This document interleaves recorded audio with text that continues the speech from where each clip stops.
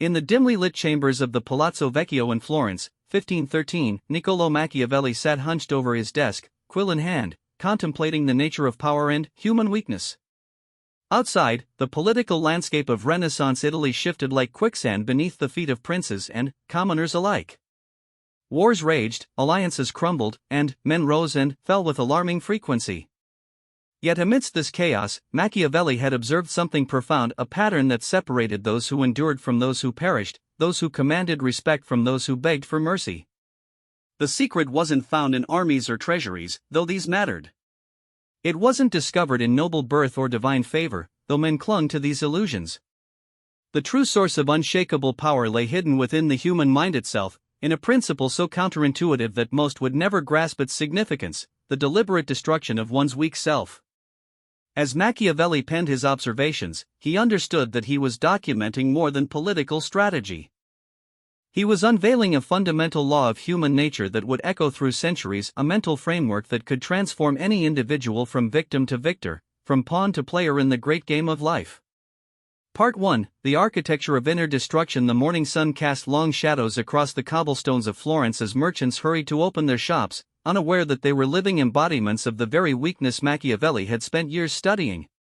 They moved with the familiar shuffle of men whose minds had been colonized by comfort, routine, and the silent surrender to mediocrity that characterized the masses. Machiavelli had witnessed this pattern countless times in his diplomatic missions across Europe. In the courts of France, he had observed courtiers who possessed every advantage, noble birth, education, wealth, yet crumbled at the first sign of adversity. In the German states, he had met merchants who had built prosperous businesses only to lose everything because they could not adapt when circumstances changed. In Rome, he had watched cardinals, supposedly men of God, scheme and betray with the desperate energy of those who had never learned to master their own fears and desires. The pattern was always the same: external strength built upon internal weakness was destined to collapse. The truly dangerous men, the ones who commanded genuine respect and wielded lasting power, were those who had undergone a different kind of education, the brutal schooling of self-mastery. Lorenzo de' Medici exemplified this principle. During the Pazzi conspiracy of 1478, when assassins struck during High Mass at the Florence Cathedral, Lorenzo's brother Giuliano was killed, and Lorenzo himself barely escaped with his life. A weaker man might have fled Florence, sought protection in exile, or spent his remaining years looking over his shoulder. Instead, Lorenzo emerged from this trauma transformed. He had stared death in the face and discovered that his deepest fears were phantoms. The experience burned away his illusions about safety, comfort, and the reliability of others. What remained was something harder and more valuable: a man who could no longer be threatened because he had already faced the worst and survived. This was the first principle of Machiavelli's secret: voluntary hardship precedes involuntary suffering. The wise man destroys his comfortable illusions before life destroys them for him. He strips away his dependencies, his needs for approval, his fear of loss, not because he is masochistic, but because he understands that these attachments are the handles by which others control him. The weak self operates from a foundation of need. It needs security, recognition, comfort, predictability. It needs others to behave in certain ways, needs circumstances to align favorably, needs assurance that tomorrow will resemble today. This network of needs creates an elaborate vulnerability that enemies can exploit. Every need is a pressure point, every attachment a potential source of manipulation. Consider the fate of Cesare Borgia, whom Machiavelli both admired and studied intensively. Borgia possessed remarkable talent for warfare and statecraft. He was intelligent, charismatic, and ruthless when necessary. Yet his downfall came not from external enemies but from internal weakness, his inability to function without his father's papal authority. When Pope Alexander VI died suddenly, in 1503, Cesare found himself dependent on systems and relationships he had not learned to replace. His power, built on external supports rather than internal mastery, crumbled within months. The process of destroying one's weak self begins with brutal honesty about these dependencies. It requires a man to examine his life with the dispassionate eye of a surgeon, identifying every source of comfort, every relationship built on need rather than strength, every habit that serves ease rather than growth. This examination is uncomfortable because it reveals how much of what we call our strength is actually borrowed from external sources. A Florentine banker named Giovanni once sought Machiavelli's counsel during a period of political upheaval. Giovanni had built his wealth through careful cultivation of relationships with powerful families, always positioning himself as indispensable to their financial needs. When factional warfare erupted in the city, Giovanni found himself paralyzed. Every decision risked alienating one patron or another. He had become so dependent on others' approval that he could no longer act decisively in his own interest. Machiavelli's advice was characteristically direct: you must become comfortable with being hated by those whose approval you have courted. Only then will you be free to act according to reason rather than fear. This counsel struck at the heart of Giovanni's weakness. He had built his identity around being liked, being seen as helpful and harmless. This very harmlessness had become his prison. The destruction of the weak self is not a single dramatic event but a gradual process of controlled demolition. It begins with small acts of deliberate discomfort. A man might start by refusing minor conveniences he has grown accustomed to: sleeping on the floor instead of a soft bed, walking instead of taking a carriage, eating simple food instead of elaborate meals. These practices seem trivial, but they serve a crucial psychological function. They break the unconscious assumption that comfort is necessary for well-being. As this practice deepens, it extends to more significant areas. A merchant might deliberately seek out difficult customers, not because he enjoys conflict, but because he wants to develop the ability to remain calm and effective under pressure. A scholar might choose to debate opponents in public forums where his reputation could be damaged, not from arrogance, but to reduce his dependence on others' opinions of his intelligence. The key insight is that most of our supposed strengths are actually compensations for unexamined weaknesses. The man who prides himself on his wealth often does so because he fears poverty. The man who cultivates an image of fearlessness often does so because he is terrified of being seen as weak. The man who insists on being liked by everyone often does so because he cannot bear the thought of standing alone. These compensatory strengths are fragile because they depend on external validation. True strength emerges only when these false foundations are stripped away. A man discovers what he is actually made of only when everything he thought he needed has been removed or threatened.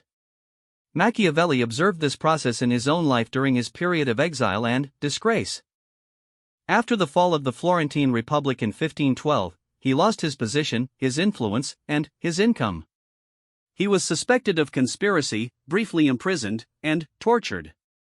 For a man who had dedicated his life to public service and political engagement, this sudden irrelevance could have been devastating. Instead, it became the crucible in which his most enduring insights were forged. Stripped of his official roles and social status, Machiavelli discovered that his core abilities, his capacity for observation, analysis, and strategic thinking, remained intact. He realized that his previous anxiety about maintaining his position had actually hindered his effectiveness. Fear of losing what he had prevented him from seeing situations clearly and acting boldly. This experience taught him that most of what we fear losing is either replaceable or unnecessary. The man who has voluntarily experienced loss, who has deliberately placed himself in uncomfortable situations, who has practiced functioning without the supports others consider essential, develops a kind of anti-fragility. Disruption strengthens him rather than weakening him because he has already adapted to operating under adverse conditions. The weak self seeks to accumulate defenses against uncertainty. It builds walls of money, status, relationships, and routines. It seeks to control as many variables as possible. This strategy creates the illusion of security while actually increasing vulnerability. The more elaborate the defensive structure, the more points of potential failure it contains. The man with 1,000 shields must defend 1,000 targets. The strong self takes the opposite approach. Instead of building defenses, it eliminates dependencies. Instead of trying to control external circumstances, it develops the capacity to thrive regardless of circumstances. This requires a fundamental shift in perspective from acquisition to reduction, from complexity to simplicity, from external control to internal mastery. This shift manifests in practical ways. While others accumulate possessions, the awakened man learns to find satisfaction with less. While others seek to expand their social networks, he focuses on deepening relationships that add genuine value. While others chase opportunities for advancement, he concentrates on developing capabilities that make him valuable regardless of his formal position. The process is counterintuitive because it often appears to outsiders as self-limitation or even self-destruction. A successful merchant who begins sleeping on a hard floor, eating simple meals, and refusing certain comforts may seem to be punishing himself for no reason.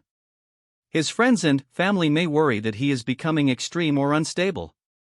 In reality, he is conducting a scientific experiment on his own mind. He is testing which elements of his current lifestyle are actually necessary for his effectiveness and which are merely habits that have accumulated over time. He is discovering the difference between genuine needs and manufactured desires. Most importantly, he is breaking the unconscious associations between comfort and capability, between external circumstances and internal state. This experimentation extends beyond physical comfort to psychological comfort zones. The man undertaking this transformation deliberately seeks out situations that challenge his assumptions about himself. If he has always prided himself on his diplomatic skills, he might engage in direct confrontation to test whether he can be effective when subtlety fails. If he has built his identity around being rational and controlled, he might place himself in emotionally charged situations to discover whether his composure is genuine or merely the result of avoiding difficulty. Each test provides valuable information. Some reveal that his supposed strengths are indeed reliable under pressure. Others expose weaknesses disguised as strengths, abilities that function only within narrow, controlled conditions. The most valuable discoveries are often the most uncomfortable, moments when he realizes that a trait he considered essential to his identity is actually a limitation in disguise. The banker Giovanni, following Machiavelli's advice, began this process by deliberately refusing a profitable but ethically questionable transaction with one of his major patrons. This decision cost him immediate revenue and damaged a relationship he had spent years cultivating. However, it also revealed something important: his financial skills were transferable. He could build wealth through other means, with different clients, using different strategies. His previous dependence on specific relationships had been a choice, not a necessity. This realization transformed his approach to business. Instead of positioning himself as indispensable to particular patrons, he focused on developing capabilities that would make him valuable to any potential client. Instead of avoiding decisions that might displease someone, he began making choices based on long-term strategic value rather than immediate approval. The ironic result was that his business became more stable and profitable, not despite his willingness to lose clients, but because of it. The transformation extends to how one handles praise and criticism. The weak self craves validation and fears condemnation. It shapes its behavior to maximize approval and minimize negative judgment. This creates a dependency as binding as any physical addiction. The man who needs others to think well of him cannot afford to take risks, cannot afford to be misunderstood, cannot afford to stand for principles that might be unpopular. The strong self develops a different relationship with others' opinions. It values feedback that provides useful information while remaining indifferent to praise or criticism that serves no constructive purpose. This shift requires practice and deliberate cultivation. A man might begin by expressing unpopular but well-reasoned opinions in low-stakes situations, gradually building tolerance for disapproval.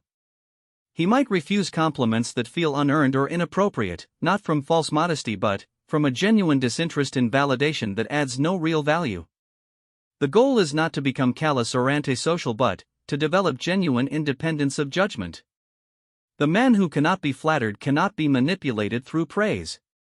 The man who does not fear criticism cannot be controlled through disapproval. This internal freedom translates directly into external power because others recognize, often unconsciously, that conventional leverage tactics will not work on him.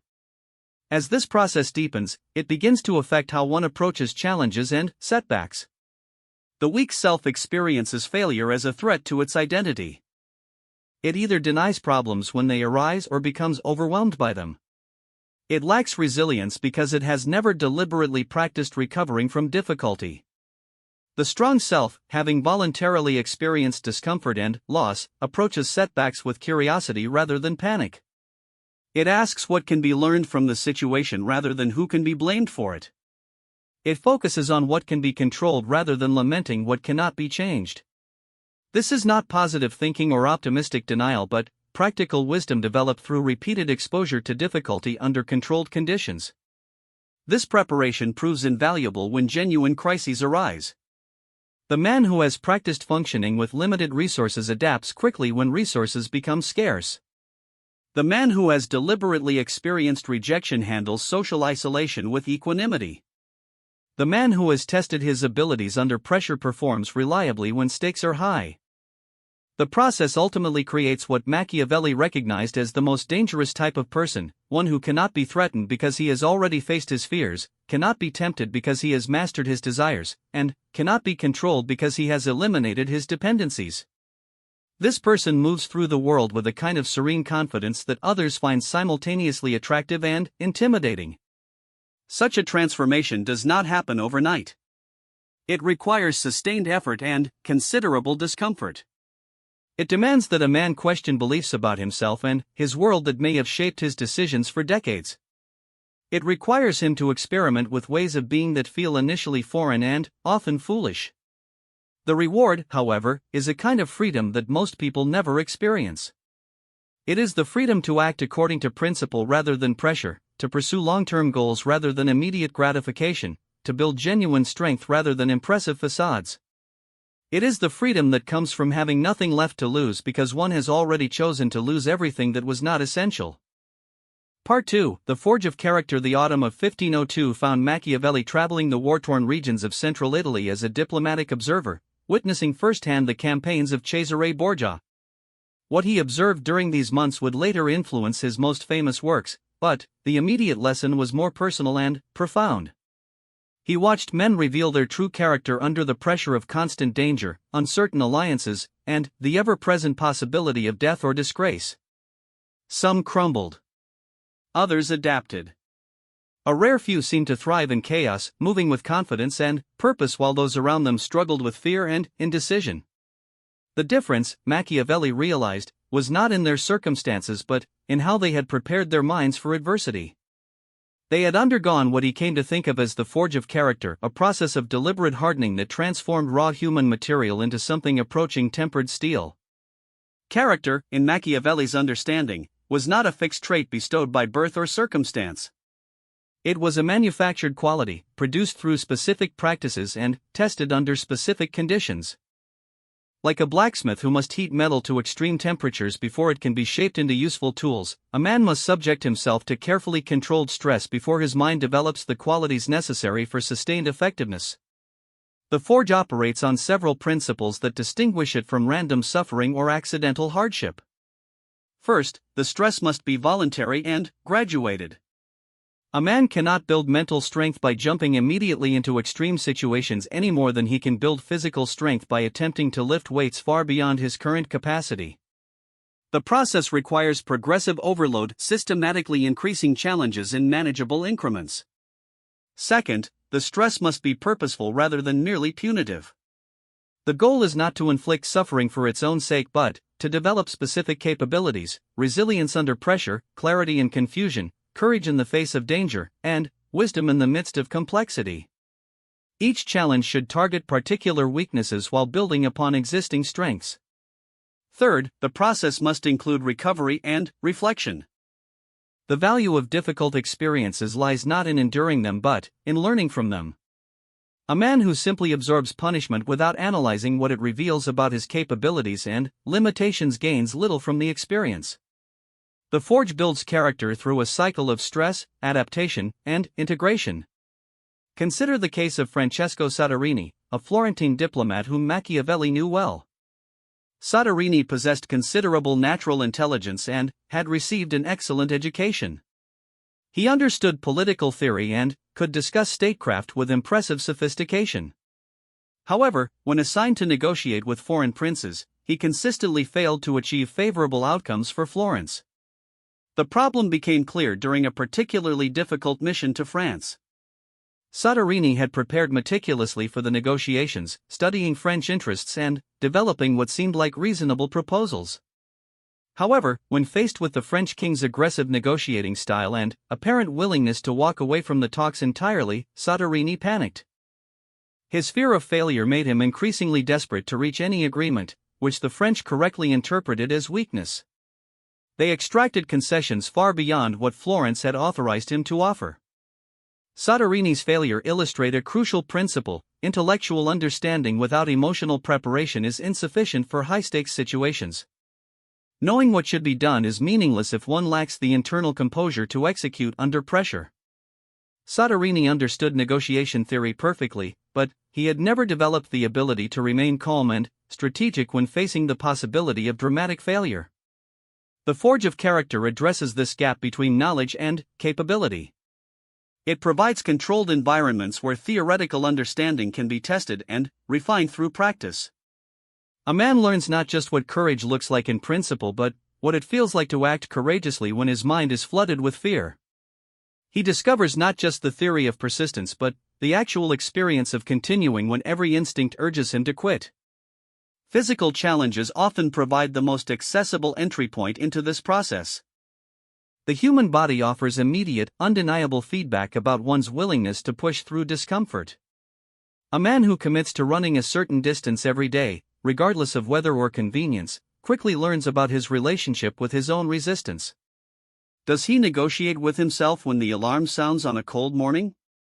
Does he find excuses when minor aches and pains arise? Does he maintain the same standard when no one else is watching? These seemingly trivial moments reveal profound truths about character. The man who compromises with himself about small commitments will compromise about large ones.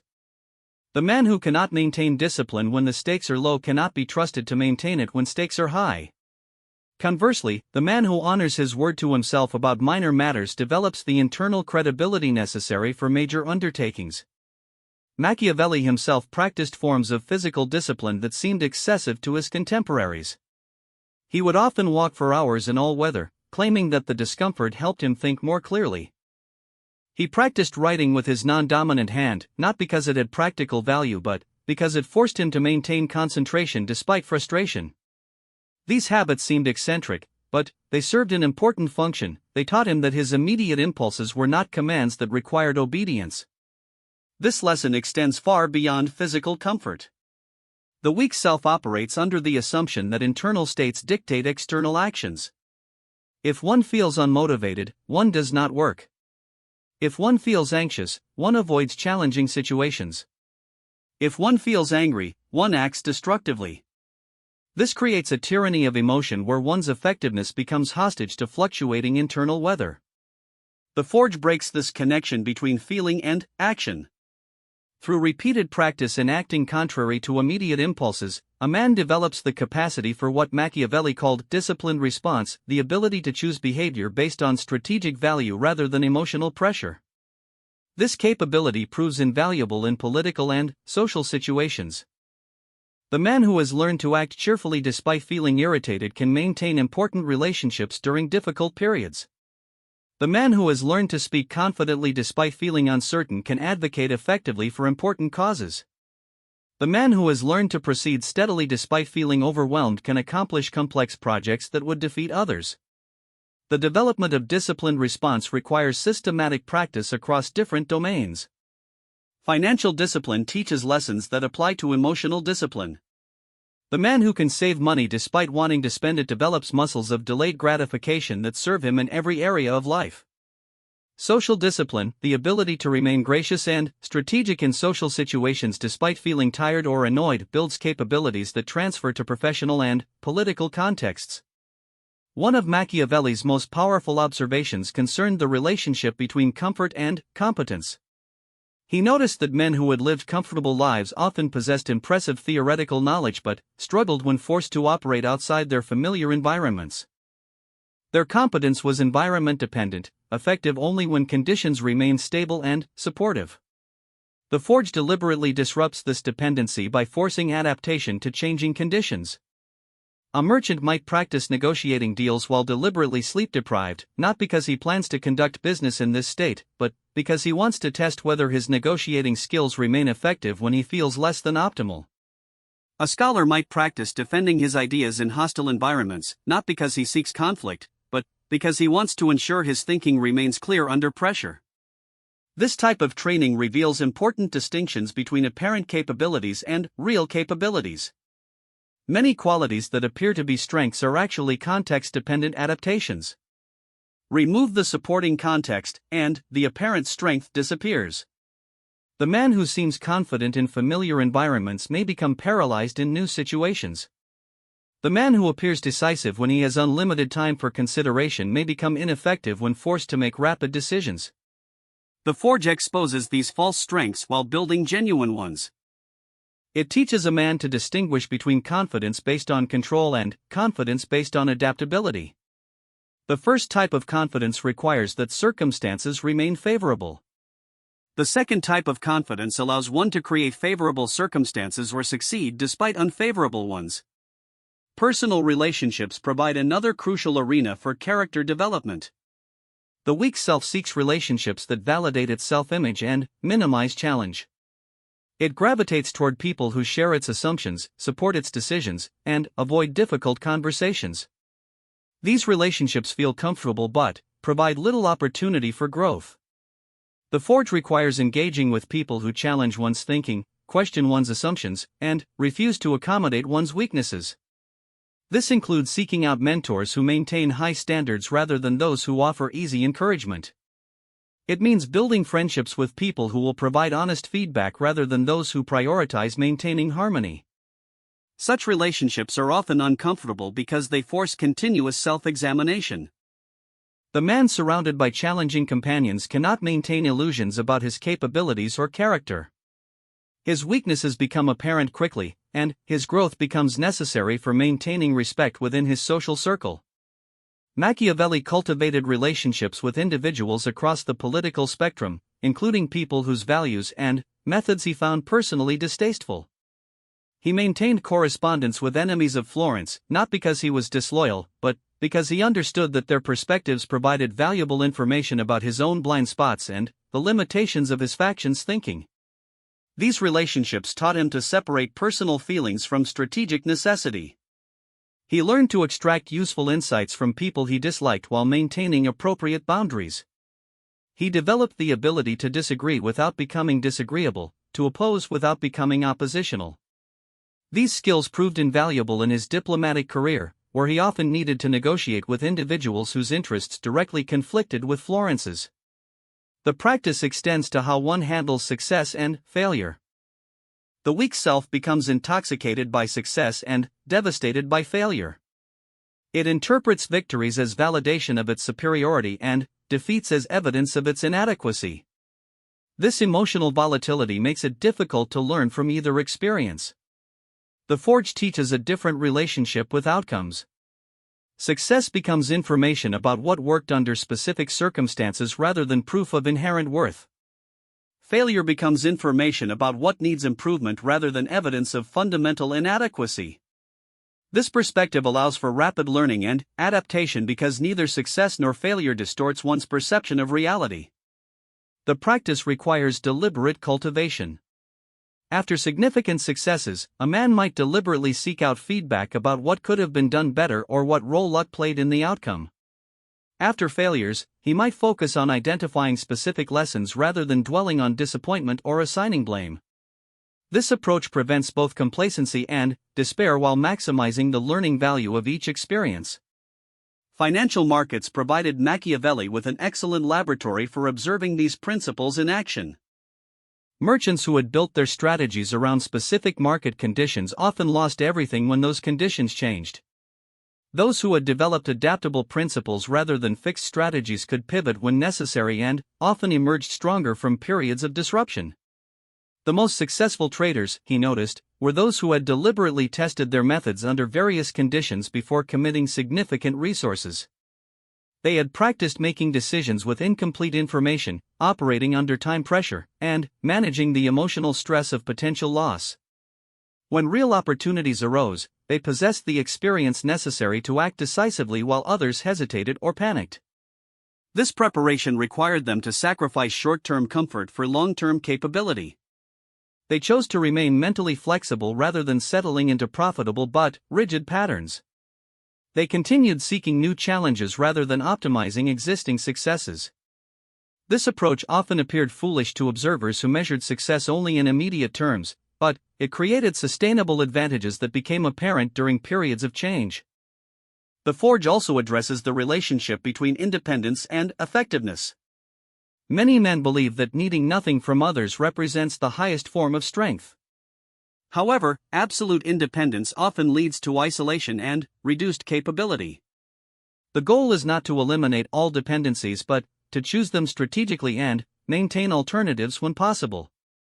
This requires distinguishing between healthy interdependence and unhealthy codependence. Healthy relationships involve mutual benefit and voluntary participation. Each party brings value to the relationship and could survive without it, though both benefit from its continuation. Unhealthy relationships involve one party depending on the other for basic functions or emotional stability. The man emerging from the Forge maintains relationships that enhance his capabilities while avoiding those that compromise his autonomy. He seeks partners who challenge him to grow rather than those who enable his weaknesses. He offers value to others while maintaining his ability to function independently when necessary. As the forging process continues, it produces qualitative changes in how one approaches problems and opportunities. Challenges that once seemed overwhelming begin to appear manageable.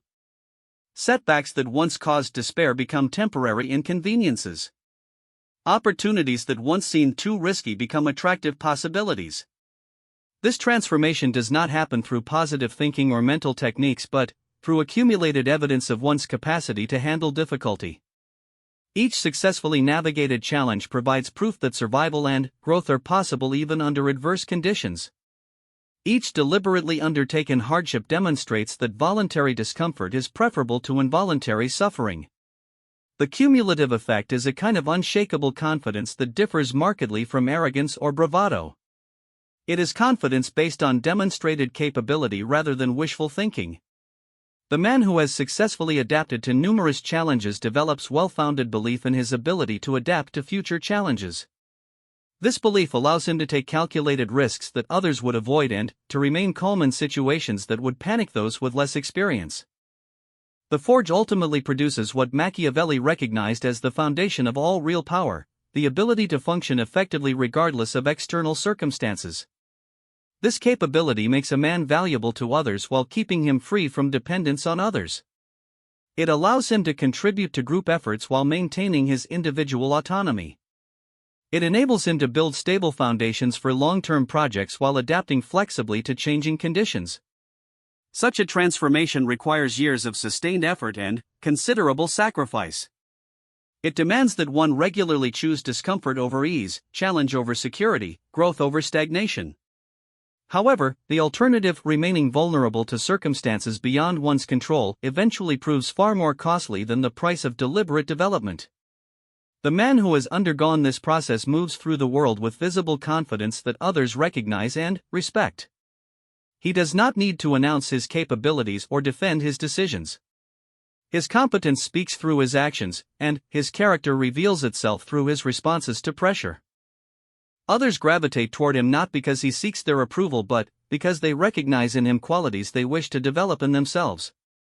Part 3, The Unassailable Position. The winter of 1513 marked the deepest point of Machiavelli's political exile, yet it was during this period of apparent weakness that he discovered the secret of true invincibility. Stripped of his official position, suspected by the ruling Medici family, and reduced to modest circumstances on his small farm outside Florence, he found himself in a unique position to observe power from the outside. What he discovered challenged everything he had previously believed about strength and weakness. The revelation came not through dramatic insight but through gradual observation of his own condition. Despite losing everything that the world considered important, position, income, influence, respect, he found himself experiencing an unexpected sense of freedom. He could speak and write without concern for how his words might affect his career, since he no longer had a conventional career to protect. He could analyze political situations with complete honesty, since he no longer needed to maintain diplomatic relationships. He could pursue his own interests without considering how they might appear to superiors, since he no longer had any superiors in the traditional sense. This realization led him to understand what he would later describe as the unassailable position, a state of existence where one cannot be meaningfully threatened because one has nothing left to lose that one is not prepared to lose. It was not the absence of possessions or relationships but the absence of desperate attachment to them. The man in the unassailable position might own property, maintain friendships, and hold positions of responsibility, but none of these external goods control his behavior or dictate his choices. The path to this position begins with a fundamental re-examination of what constitutes genuine security. Most men build their lives around the accumulation of buffers against uncertainty, money for financial security, relationships for social security, skills for professional security, possessions for material security. The assumption is that more buffers create more safety, and that safety enables more effective action. Machiavelli's experience taught him that this approach contains a fatal flaw. The more one accumulates, the more one has to lose. The more one has to lose, the more one's behavior becomes constrained by the need to protect what one has gained. Eventually, the things meant to provide security begin to require so much protection that they become sources of vulnerability rather than strength. Consider the wealthy merchant who has built a vast network of business relationships and accumulated significant wealth. His success makes him a target for those who might benefit from his downfall. His wealth requires constant attention to preserve and grow it. His relationships demand ongoing maintenance and careful navigation. His reputation needs protection from rumors and competitors. What began as sources of strength have become full-time occupations in risk management. The man seeking the unassailable position takes a different approach. Instead of accumulating external buffers, he develops internal capabilities. Instead of building walls against uncertainty, he builds capacity to thrive in uncertainty. Instead of trying to control outcomes, he focuses on controlling his responses to whatever outcomes arise. This shift requires distinguishing between genuine needs and manufactured needs. Genuine needs are those requirements for survival and basic functionality, adequate food, shelter, safety, and meaningful work. Manufactured needs are those desires that feel urgent but are actually cultural constructions, status symbols, social approval, competitive advantages, and comfort enhancements. The process of reaching the unassailable position involves systematically testing which of one's supposed needs are actually manufactured desires in disguise. This testing cannot be purely intellectual, it requires experimentation. A man might discover that he can function effectively with much less money than he thought necessary, but only by actually living on less money for an extended period. He might learn that he can handle social disapproval better than expected, but only by actually expressing unpopular opinions and observing his internal response. Each successful experiment reduces his vulnerability by proving that something he thought he needed is actually optional. Each reduction in manufactured needs increases his freedom to act according to principle rather than pressure. The cumulative effect is the development of what Machiavelli called strategic detachment, the ability to engage fully with the world while maintaining internal independence from worldly outcomes. Strategic detachment differs markedly from withdrawal or indifference. The man in the unassailable position does not avoid engagement with the world but engages from a position of strength rather than need. He participates in business, politics, and relationships because he chooses to do so, not because his security depends on them. This freedom allows him to take positions and make decisions that would be impossible for someone whose well-being depended on others' approval or cooperation. The transformation becomes visible in how one handles negotiations and conflicts. The man who desperately needs the other party's agreement approaches negotiations from a position of weakness, regardless of his formal authority or apparent advantages. His need makes him predictable, manipulable, and ultimately less likely to achieve favorable outcomes. The man operating from the unassailable position approaches the same negotiations with genuine indifference to specific outcomes. He knows what terms would be acceptable and what terms would not. He can walk away if necessary without devastating consequences. This knowledge gives him tremendous leverage because the other party recognizes, often unconsciously, that conventional pressure tactics will not work on him. Paradoxically, this indifference to specific outcomes often leads to better outcomes. Others sense his authenticity and respond with more respect than they would show to someone obviously desperate for agreement. His willingness to walk away forces them to make genuine offers rather than testing how little they can get away with providing. The principle extends to professional relationships. The employee who genuinely does not need his job either because he has developed alternative sources of income or because he has reduced his expenses to the point where his current income is sufficient but not necessary, possesses tremendous power in workplace dynamics. He can advocate for important principles without fear of retaliation. He can refuse assignments that violate his values without concern about career consequences. He can speak honestly to superiors without worry about offending them. This freedom often leads to accelerated career advancement, not despite his willingness to leave but because of it. Employers recognize and value employees who cannot be controlled through fear. They trust such people with greater responsibilities and rely on their judgment in important matters. The very qualities that make him willing to leave make him valuable to keep. The development of the unassailable position requires careful attention to the relationship between comfort and capability. Most men gradually adjust their lifestyles upward as their incomes increase, a process that economists call lifestyle inflation. Each increase in comfort creates a new baseline expectation, making it progressively more difficult to accept reduced circumstances if they become necessary. The wise man reverses this process through deliberate lifestyle deflation. As his income increases, he maintains or even reduces his standard of living, banking the difference not just financially but psychologically. He proves to himself repeatedly that he can live well on less than he earns, creating both financial reserves and mental resilience. This practice extends beyond money to social status, professional recognition, and personal comfort. Instead of allowing his expectations to rise with his achievements, he maintains what Machiavelli called the discipline of enough, a clear understanding of what constitutes adequate provision for his genuine needs and a firm commitment not to expand those definitions merely because expansion is possible. The discipline of enough is not about deprivation but about precision.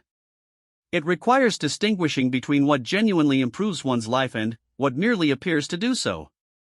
Many luxuries that seem beneficial actually create new forms of dependency without providing proportional increases in satisfaction or capability. The ability to identify and avoid such false improvements protects both one's resources and one's freedom. Physical health provides an important foundation for the unassailable position because it affects one's ability to function independently under various conditions.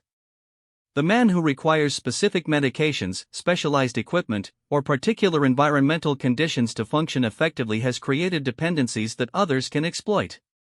While some health limitations are unavoidable, many are the result of choices about diet, exercise, and lifestyle that can be modified through sustained effort. Machiavelli maintained rigorous physical habits throughout his life, not from vanity but from strategic necessity. He understood that physical resilience translated directly into political resilience. The man who could travel long distances on foot, sleep comfortably in various conditions, and maintain mental clarity despite physical discomfort possessed advantages in diplomatic and military situations that could not be purchased or delegated. The practice extends to intellectual and emotional resilience. The man who has read widely and thought deeply about various subjects cannot be confused or intimidated through intellectual manipulation. The man who has experienced and processed various emotional states cannot be controlled through emotional pressure. These capabilities require ongoing development and maintenance, but they provide forms of security that no external circumstances can remove. Mental models for understanding and navigating complex situations represent another crucial element of the unassailable position. The man who has studied history, psychology, economics, and strategy possesses frameworks for analyzing new situations that others lack. These frameworks allow him to recognize patterns, anticipate consequences, and develop effective responses more quickly than those who must figure out each situation from scratch. However, intellectual preparation alone is insufficient. The mental models must be tested and refined through practical application. Academic understanding of negotiation principles becomes useful only when applied in real negotiations with meaningful stakes. Theoretical knowledge about managing conflict becomes valuable only when tested in actual conflicts with real consequences. The combination of intellectual preparation and practical testing creates what Machiavelli recognized as operational wisdom, the ability to understand what is happening in complex situations and respond effectively despite incomplete information and time pressure. This capability proves invaluable because most important decisions must be made with imperfect knowledge under stressful conditions. Developing operational wisdom requires seeking out increasingly challenging situations that test one's current capabilities. This might involve taking on responsibilities slightly beyond one's current expertise, engaging in debates with more experienced opponents, or launching projects with uncertain outcomes. Each challenge provides opportunities to test theoretical knowledge against practical reality while building confidence in one's ability to adapt and learn quickly. The financial dimension of the unassailable position requires special attention because money represents both opportunity and vulnerability in most modern societies. The man with significant financial resources possesses options that others lack, but he also faces risks that others avoid. The key is developing what might be called financial resilience rather than mere financial accumulation. Financial resilience includes multiple income streams, minimal fixed expenses, portable skills, and emergency reserves. More importantly, it includes the demonstrated ability to live well on various levels of income. The man who has voluntarily lived below his means for extended periods knows from experience that reduced income does not necessarily mean reduced quality of life. This knowledge provides tremendous psychological freedom because it removes the fear of downward mobility that constrains many financial decisions. The man who knows he can live comfortably on very little money can take entrepreneurial risks, change careers, or relocate to new areas without the anxiety that paralyzes those who have never tested their ability to function with reduced resources. Social relationships in the unassailable position are characterized by voluntary association rather than mutual dependence. The man who has developed internal sources of satisfaction and meaning does not need others to validate his worth or provide emotional regulation. This independence allows him to choose relationships based on mutual enhancement rather than mutual neediness. Such relationships tend to be more honest, more stable, and more satisfying than those based on dependence. Each party participates because they genuinely enjoy and value the other person rather than because they need something from them. This foundation allows for authentic communication and genuine intimacy without the manipulation and resentment that characterize dependent relationships. The political implications of the unassailable position are profound.